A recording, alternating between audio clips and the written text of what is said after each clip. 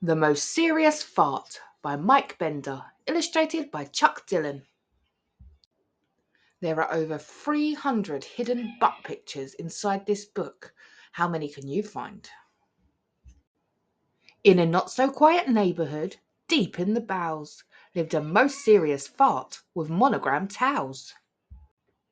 His name was Siegfried, never a smile on his face. He only listened to Beethoven and always carried a briefcase. Most farts lived in clusters, but Siegfried lived alone. He didn't have any friends, nobody to share a scone. He thought he had no choice but to live his life this way. Other farts were just fools who delighted in disarray. Siegfried had held his gripe long enough. It was time to make a stink. Farts should be taken seriously, like a sneeze or a blink. Thanks to his fellow farts, nothing really mattered. Mocked even by babies, their reputation was shattered. PooTube records smashed. Babies laughing at farts, 21.2 billion views. The Board of Old Farts held a meeting once a year, where farts of all smells wafted in through the rear. It was a chance to be heard, to truly speak their minds, but most came for the after party and to shake their behinds. Siegfried had come for a debate, taking a pad and pointer from his case. He prepared 4 arguments to push the fart to its proper place. First, a fart should no longer depart from the depths of the derriere, but rather a more elevated spot, like the mouth, eyes, or even nose hair. Second, the telltale tooting sound was a dreaded cacophony. It needed a more dignified tune, like Beethoven's Fifth Symphony. Third, the stinky smell of rotten eggs must be rethought and replaced. Siegfried preferred more refreshing scents, lemongrass and minty fresh toothpaste. Lastly, Siegfried asked the board to reconsider the fart's very own name. A 4-letter word like butt and poop brought them nothing but shame. So he offered a new title that suggested nobility, and dropping a bomb, he presented the farfluffity.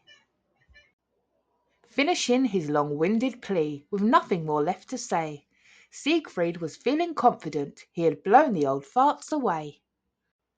The board quibbled and squabbled, but ended in a stalemate. They decided to let the town's farts decide the fart's fate.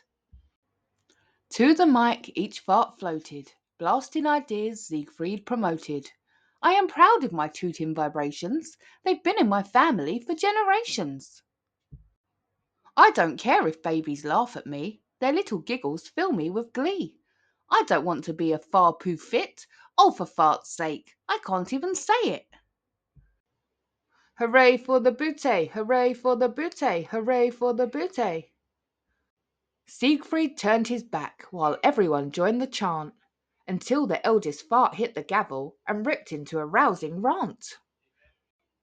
Well, Siegfried, your fellow farts have spoken clearly about these opinions which you've held so dearly. You should be proud of who you are, not who you think you should be. One day we will all run out of gas, so don't take yourself so seriously. As Siegfried considered his fellow farts, he began to rethink his position. Maybe the other farts weren't such fools. Perhaps they cared about tradition. And so Siegfried formally withdrew his debate, a cause for everyone in the room to celebrate. Siegfried even agreed to attend the fartstival that night, to make sure everyone knew he'd butt out of this fight. Although he didn't throw a jig or join the electric slide, he saw one thing they took seriously, flexing their fun side. Siegfried still listened to Beethoven and enjoyed tea and scones, but he did so with plenty of friends and with grins instead of groans. The rear end. Thank you for listening, and if you enjoyed it, please like and subscribe and come join us for more stories.